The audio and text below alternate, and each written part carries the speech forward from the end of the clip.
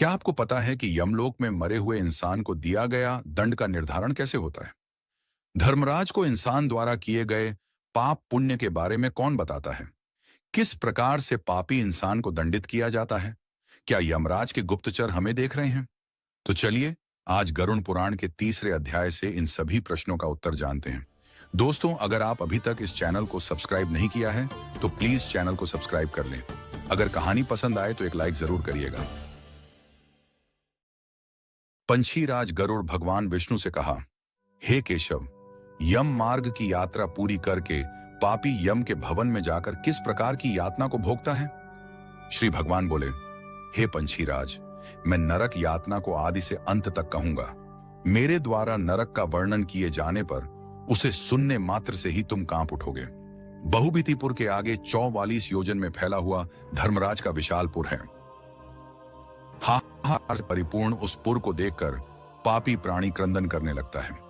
उसके क्रंदन को सुनकर यमपुर में विचरण करने वाले यम के गण द्वारपाल के पास जाकर उस पापी के विषय में बताते हैं। धर्मराज के द्वार पर धर्मध्वज नामक द्वारपाल रहता है। वह द्वारपाल जाकर चित्रगुप्त से उस प्राणी के शुभ और अशुभ कर्म को बताता है। उसके बाद चित्रगुप्त भी उसके विषय में धर्मराज से निवेदन करते हैं, हे तार्थ्यम, जो नास्तिक और महापापी प्राणी हैं, उन सभी के विषय में धर्मराज यथार्थ रूप से भली भांति जानते हैं। तो भी वे चित्रगुप्त से उन प्राणियों के पाप के विषय में पूछते हैं और सर्वज्ञ चित्रगुप्त भी श्रवणों से पूछते हैं। श्रवण ब्रह्मा के पुत्र हैं। वे स्वर्ग, पृथ्वी तथा पाताल में विचरण करने वाले तथा दूर से ही किसी भी इंसान के बारे में सुन एवं जान लेने वाले हैं। उनके नेत्र सुदूर के दृश्यों को भी देख लेने वाले हैं। श्रवणी नाम की उनकी कई पत्नियां भी उसी प्रकार के स्वरूप वाली हैं, अर्थात श्रवणों के समान ही अंतर्यामी हैं। वे स्त्रियों की सभी प्रकार की चेष्टाओं को तत्वतः जानती हैं। मनुष्य छिपकर अथवा प्रत्यक्ष रूप से जो कुछ करता और कहता है, वह सब श्रवण एवं श्रवणियां चित्रगुप्त से बताते हैं। वे श्रवण और श्रवणियां धर्मराज के गुप्तचर हैं, जो मनुष्य के मानसिक, वाचिक और कायिक सभी प्रकार के शुभ और अशुभ कर्मों को ठीक ठीक जानते हैं। मनुष्य और देवताओं के अधिकारी वे श्रवण और श्रवणियां सत्यवादी हैं। उनके पास ऐसी शक्ति है जिसके बल पर वे मनुष्य कृत कर्मों को बतलाते हैं। व्रत, दान और सत्य वचन से जो मनुष्य उन्हें प्रसन्न करता है, उसके प्रति वे सौम्य तथा स्वर्ग और मोक्ष प्रदान करने वाले हो जाते हैं। वे सत्यवादी श्रवण पापियों के पाप कर्मों को जानकर धर्मराज के सम्मुख यथावत कह देने के कारण पापियों के लिए दुखदायी हो जाते हैं। सूर्य, चंद्रमा, वायु, अग्नि, आकाश, भूमि, जल, हृदय, यम, दिन, रात, दोनों संध्याएं और धर्म, ये मनुष्य के वृत्तांत को जानते हैं। धर्मराज, चित्रगुप्त, श्रवण और सूर्य आदि मनुष्य के शरीर में स्थित सभी पाप और पुण्यों को पूर्णतया देखते हैं। इस प्रकार पाप के विषय में सुनिश्चित जानकारी प्राप्त करके यम पापी बुलाकर अपना अत्यंत भयंकर रूप दिखाते हैं। वे पापी यम के ऐसे भयंकर रूप को देखते हैं, जो हाथ में दंड लिए हुए, बहुत बड़ी काया वाले, भैंसे के ऊपर बैठे, प्रलयकालीन मेघ के समान आवाज वाले, काजल के समान काले, अयुद्धों के कारण भयंकर, 32 भुजाओं वाले, 3 योजन के लंबे चौड़े विस्तार वाले, गोल नेत्र वाले, बड़ी बड़ी दाढ़ों के कारण भयंकर मुख वाले, लाल लाल आंखों वाले और लंबी नाक वाले हैं। मृत्यु और ज्वर से संयुक्त होने के कारण चित्रगुप्त भी भयावह हैं। यम के समान भयानक सभी दूत उनके समीप पापियों को डराने के लिए गरजते रहते हैं। उन चित्रगुप्त को देखकर भयभीत होकर पापी हाहाकार करने लगता है। दान न करने वाला वह पाप आत्मा कांपता है और बार बार विलाप करता है। तब चित्रगुप्त यम की आज्ञा से क्रंदन करते हुए और अपने पाप कर्मों के विषय में सोचते हुए उन सभी प्राणियों से कहते हैं, अरे पापियों, दुराचारियों, अहंकार से दूषितों, तुम अविवेकियों ने क्यों पाप कमाया है? काम से, क्रोध से तथा पापियों की संगति से जो पाप तुमने किया है, वह दुख देने वाला है। फिर हे मूर्ख जनों, तुमने पाप कर्म क्यों किया? पूर्व जन्म में तुम लोगों ने जिस प्रकार अत्यंत हर्षपूर्वक पाप कर्मों को किया है, उसी प्रकार तुम्हें यातना भी भोगनी चाहिए। इस समय यातना भोगने से क्यों भाग रहे हो? तुम लोगों ने जो बहुत से पाप किए हैं, वे पाप ही तुम्हारे दुख के कारण हैं। इसमें हम लोग कारण नहीं हैं। मूर्ख हो या पंडित, दरिद्र हो या धनवान, और सबल हो या निर्बल, यमराज सभी से समान व्यवहार करने वाले कहे गए हैं। चित्रगुप्त के इस प्रकार के वचनों को सुनकर वे पापी अपने कर्मों के विषय में सोचते हुए निश्चेष्ट होकर चुपचाप बैठ जाते हैं। धर्मराज भी चोर की भांति निश्चल बैठे हुए उन पापियों को देखकर उनके पापों का मार्जन करने के लिए यथोचित दंड देने की आज्ञा करते हैं। इसके बाद वे निर्दयी दूत उन्हें पीटते हुए कहते हैं, हे पापी, महान, घोर और अत्यंत भयानक नरकों में चल। यम के आज्ञाकारी प्रचंड और चंडक नाम वाले दूत एक पाश से उन्हें बांधकर नरक की ओर ले जाते हैं। वहां जलती हुई अग्नि के समान प्रभा वाला एक विशाल वृक्ष है जो 5 योजन में फैला हुआ है तथा 1 योजन ऊंचा है।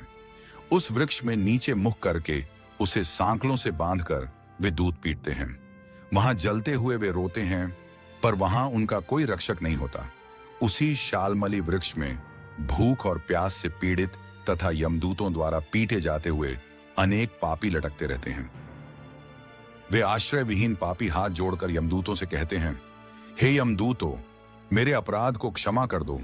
ऐसा उन दूतों से निवेदन करते हैं। बार बार लोहे की लाठियों, भालों, बछियों, गदाओं और मूसलों से उन दूतों के द्वारा वे अत्यधिक मारे जाते हैं।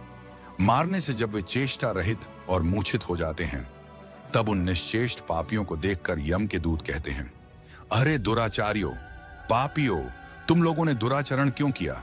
सुलभ होने वाले जल और अन्न का दान कभी क्यों नहीं दिया? तुम लोगों ने आधा ग्रास भी कभी किसी को नहीं दिया, और न ही कुत्ते तथा कौए के लिए बलि ही दी। अतिथियों को नमस्कार नहीं किया और पितरों का तर्पण नहीं किया। यमराज तथा चित्रगुप्त का उत्तम ध्यान भी नहीं किया और उनके मंत्रों का जप नहीं किया, जिससे तुम्हें यह यातना नहीं होती। कभी कोई तीर्थ यात्रा नहीं की, देवताओं की पूजा भी नहीं की। गृहस्थाश्रम में रहते हुए भी तुमने हंतकार नहीं निकाला, संतों की सेवा की नहीं। इसलिए अब स्वयं किए गए पाप का फल भोगो। चूंकि तुम धर्महीन हो, इसलिए तुम्हें अधिक पीटा जा रहा है। भगवान हरि ही ईश्वर हैं, वे ही अपराधों को क्षमा करने में समर्थ हैं। हम उन्हीं की आज्ञा से अपराधियों को दंड देने वाले हैं। ऐसा कहकर वे दूत निर्दयतापूर्वक उन्हें पीटते हैं और उनसे पीटे जाने के कारण वे जलते हुए अंगार के समान नीचे गिर जाते हैं। गिरने से उस शालमली वृक्ष के पत्तों से उनका शरीर कट जाता है। नीचे गिरे हुए उन प्राणियों को कुत्ते खाते हैं। उन पापियों के मुख में यमदूत धूल भर देते हैं तथा कुछ पापियों को विविध पाशों से बांधकर पीटते हैं। कुछ पापी आर्य से काष्ठ की भांति 2 टुकड़ों में किए जाते हैं और कुछ भूमि पर गिराकर कुल्हाड़ी से खंड खंड किए जाते हैं। कुछ को गड्ढे में आधा गाड़कर सिर में बाणों से भेदन किया जाता है। कुछ दूसरे पैरने वाले यंत्र में डालकर गन्ने की भांति पेरे जाते हैं। कुछ को चारों ओर से जलते हुए अंगारों से युक्त जलती हुई लकड़ी से ढक करके लौहपिंड की भांति धधकाया जाता है। कुछ को घी के खौलते हुए कड़ाहे में, कुछ को तेल के कड़ाहे में तले जाते हुए बड़े की भांति इधर उधर चलाया जाता है। किन्हीं को मतवाले गजेंद्रों के सम्मुख रास्ते में फेंक दिया जाता है। किन्हीं को हाथ और पैर बांधकर अधोमुख लटकाया जाता है। किन्हीं को कुएं में फेंका जाता है। किन्हीं को पर्वतों से गिराया जाता है। कुछ दूसरे कीड़ों से युक्त कुंडों में डुबो दिए जाते हैं, जहां वे कीड़ों के द्वारा व्यथित होते हैं।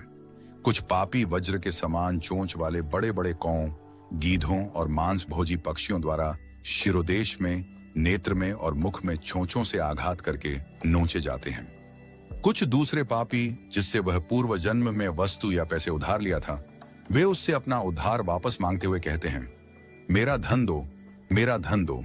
यमलोक में मैंने तुम्हें देख लिया है, मेरा धन तुम्ही ने लिया है।